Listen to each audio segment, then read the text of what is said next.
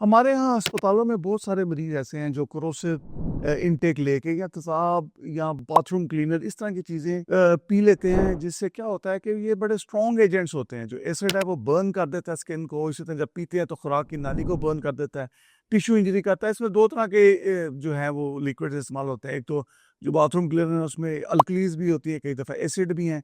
वो क्या करते हैं कि वो जो लाइनिंग है स्टमक की उसको बर्न कर देते हैं। उसको बर्न करने की वजह से रास्ते में फिर सोज, तंगी, निकलने में मुश्किल, खाने में रुकावट और फिर ऐसे मरीज़ों को बार-बार रास्ते को खुलवाना पड़ता है।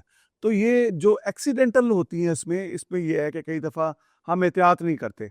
जो तेज़ाब है या मिट्टी का तेल है या ब्लीच है, उसको अगर हमने किसी ऐसी बोतल में रखा हुआ है जो ड्रिंक की बोतल है, जो किसी पेप्सी की, 7 अप की, कोक की बोतल है या वैसे कोई पीने का बर्तन है उसमें डाल दिया है, कोई बच्चा आया और उसने समझा कि पीने की चीज़ है या जूस है और उसने मुँह लगा के पी लिया। तो पहली चीज़ ये है कि इनको कभी भी ऐसे कंटेनर्स में ना रखें जो पीने के लिए इस्तेमाल में है। और अगर आपने रखा भी है तो उसको मार्क करें, उसको बच्चों की पहुँच से दूर किसी ऊँची जगह रखें, जहाँ आते-जाते कोई बच्चा उठा के ना पी ले।